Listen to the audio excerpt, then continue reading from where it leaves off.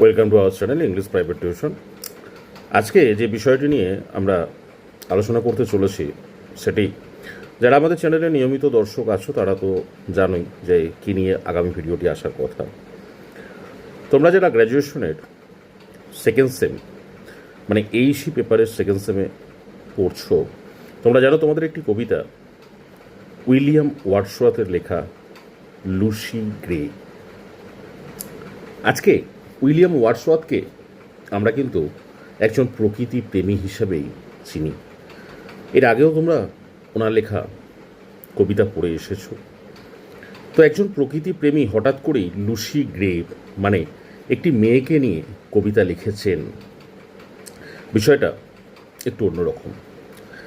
এই লুসি গ্রেকে নিয়ে কবির 5টি কবিতা রয়েছে, যে কবিতাগুলোর মধ্যে লুসি বলে একটি প্রাণবন্ত মেয়ের কাহিনীকে তিনি তুলে ধরতে চেয়েছেন।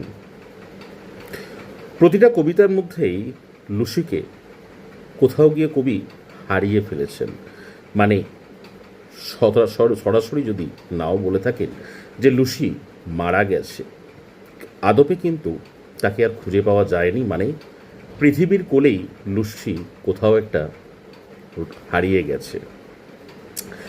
আসলে কবির এই কল্পনাটার পিছে মানে এটা সম্পূর্ণভাবেই একটা কল্পিত চরিত্র কেন্দ্রিক একটা কবিতা, যেখানে একটা লাস্যময়ী যৌবনময়ী মেয়ে লুসি সে বেড়ে ওঠে, কিন্তু এই সমাজ সেই সমস্ত মেয়েদেরকে বেড়ে উঠতে, তাদেরকে সঠিকভাবে বাঁচতে দেয় না। আর দেয় না বলেই তাদের উপর আজকের দিনে দাঁড়িয়েও সমাজে বিভিন্ন অত্যাচার অনাচার এই সমস্ত হচ্ছে। কিন্তু কবি এই বাস্তবে যে মেয়েদের উপর অত্যাচার বা তাদের শেষ হয়ে যাওয়াটাকে একটু অন্যরকমভাবে দেখিয়েছেন, যে লুসির মতো মেয়েরা যারা সমাজের কাছে অবহেলিত হয়, নিপীড়িত হয়, তাদের হারিয়ে যাওয়াটা একটু অন্য ধরনের উনি কল্পনা করেছেন। যে লুসি ছিল প্রকৃতিরই মেয়ে, তাই তার হারিয়ে যাওয়াটাও প্রকৃতির মাঝেই ঘটেছে কবির কবিতার মাধ্যম দিয়ে। এমনকি এই সমাজে নারীদের যে নিরাপত্তাহীনতার একটা অভাব, এমনকি তার নিজের বাবাও সেই নিরাপত্তা দিতে অক্ষম।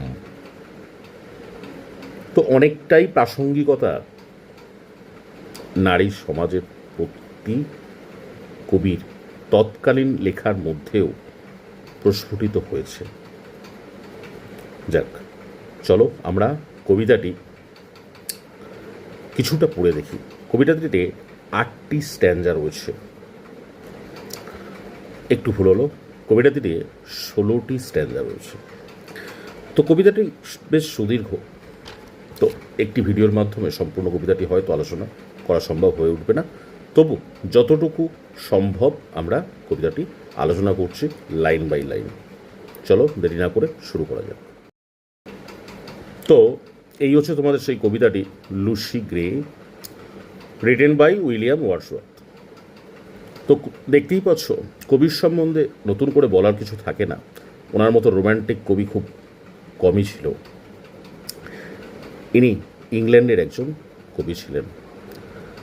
অন্যান্য লেখার মধ্যে তার lyrical ballads, Simon Lee, we are seven আর লর্ডস ওনার কিন্তু অনেকগুলো লেখা আছে, যার মধ্যে তোমরা বেশ কয়েকটি লেখা পড়েছ। আসা যাক এবার টেক্সটির মধ্যে।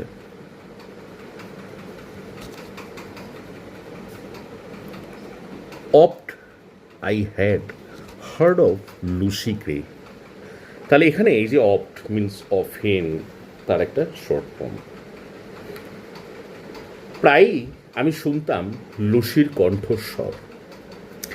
And when I cross the wild, যখন আমি ওই চত্বরটি পার হয়ে যেতাম বা ওই বনাঞ্চলটি পার হতাম, I chance to see at break of the day the solitary child, আমি সুযোগের অপেক্ষা করতাম দিনের শেষে কখন দেখা হবে ওই একাকী বালিকার সাথে। এই কবির লেখায় দ্য সলিটারি রেপার সেখানেও একটা পাহাড়ি মেয়ের গল্প বা তার গানের প্রশংসা কবি করেছিলেন। যারা পড়েছ বা এখনও উচ্চ মাধ্যমিকের ভোকেশনাল স্ট্রিম নিয়ে যারা পড়ছেও তাদের সিলেবাসের অন্তর্ভুক্ত রয়েছে কবিতাটি। যাই হোক, চলো সেকেন্ড স্ট্যান্ডার্ড। নো মেট, নো কমরেড লুসি নিউ। কোনো সঙ্গী বা কোনো বন্ধু লুসি জানতো না, তার ছিল না। সে dwelt on a white moor. সে বাস করত চওড়া একটা পতিত ভূমিতে। The sweetest thing that ever grew beside a human door. সবচেয়ে মধুর জিনিস যা বেড়ে উঠেছিল কোনো মানুষের ঘরের পাশেই, দরজার পাশেই।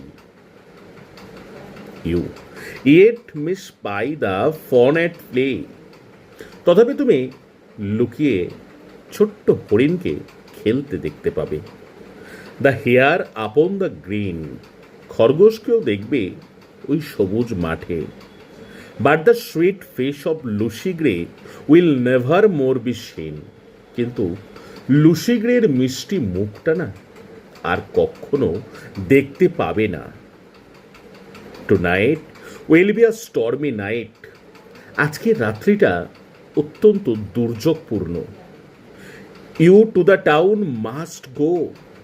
তুমি শহরে অবশ্যই যাবে। And take a lantern. একটা লণ্ঠন নিয়ে নিও চাইল্ড বাছা, টু লাইট আলোর জন্য। Your mother through the snow. তোমার মা ওই তুষারপথের মধ্যে দিয়ে আসছে। That father will I gladly do. হ্যাঁ বাবা, আমি সেটা আনন্দের সঙ্গেই করব। It's scarcely afternoon. এই তো সবে বিকেল হয়েছে। The minster clock has just struck 2।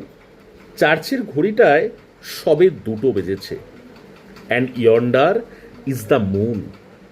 ওই দূরের আকাশে চাঁদ উঠবে, এখনো দেরি আছে। At this the father raised his hook. এই কথাটি বলে বাবা তার কাস্তে দিয়ে অ্যান্ড স্ন্যাপড এ ফ্যাগট ব্যান্ড।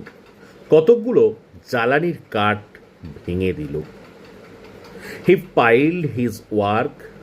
সে তার কাজগুলোকে একত্রিত করছিল।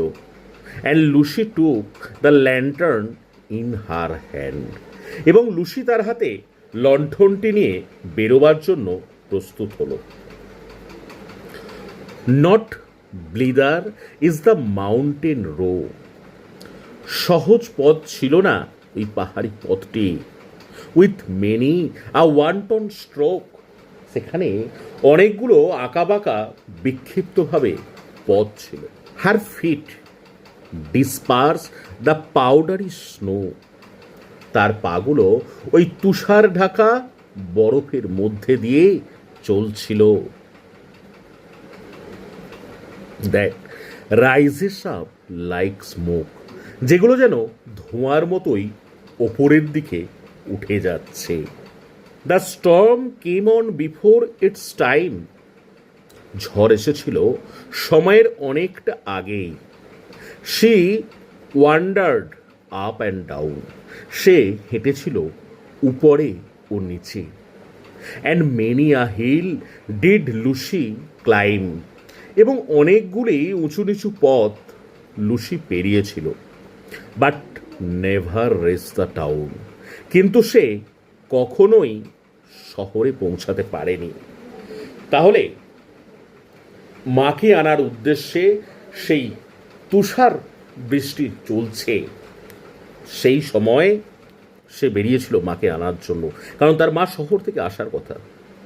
এই পরিস্থিতিতে বাবার আদেশ পালন করতে গিয়ে এই একা অসহায় মেয়েটি বেরিয়ে পড়ে এবং প্রাকৃতিক দুর্যোগ হয়। পরবর্তীতে তার সন্ধান আর মেলেনি। সে কোথায় একটা যেন হারিয়ে গেছে। অনেকটা খোঁজাখুঁজি তার বাড়ির লোক করে। কিন্তু দেখা যায় তার পায়ের ছাপগুলো মিললেও কোথাও গিয়ে সেগুলো মিলিয়ে গেছে। তাই কবি লুসিকে এই প্রকৃতির কোলেই কোথাও একটা উধাও করে দিলে, মানে না নিশ্চিত হওয়া গেল তার মৃত্যু হয়েছে বা তার সাথে আর কি হলো। এই রকমই একটা উৎকণ্ঠা রেখেই কবি কিন্তু কবিতাটি শেষ করেছেন। যাক, পরবর্তী স্ট্যান্ডাগুলো তোমরা অবশ্যই পড়ো। আর তোমরা খুব ভালো করে জানো তোমাদের পরীক্ষাটা এমসিকিউ প্যাটার্নে হয়। হ্যাঁ, এই বছর থেকে তোমাদের ওএমআরে পরীক্ষা হচ্ছে না, বাট এমসিকিউ প্যাটার্নই থাকবে। তাই পাঠ্যটি অত্যন্ত মনোযোগ সহকারে খুঁটিয়ে পড়া একান্তভাবেই জরুরি। যাক, তোমাদের আরও যে সিলেবাসের পড়াগুলি রয়েছে সেগুলো নিয়েও আমাদের পরবর্তীতে পরপর ভিডিও আসবে। যদি তোমাদের আমাদের এই ভিডিওটি ভালো লেগে থাকে তাহলে অবশ্যই একটি লাইক করো। আর তোমাদের সার্কেলের বন্ধু বান্ধবীদের মনে যদি এই পাঠ্যটি পাওয়ার প্রয়োজনীয়তা মনে হয় অবশ্যই চ্যানেলটিকে শেয়ার করে দিও। আর একেবারে চ্যানেলে নতুন হলে সাবস্ক্রাইব করতে একেবারে ভুলো না। প্রত্যেকে ভালো থেকো, মন দিয়ে পড়াশোনা করো। ততক্ষণের জন্য ধন্যবাদ।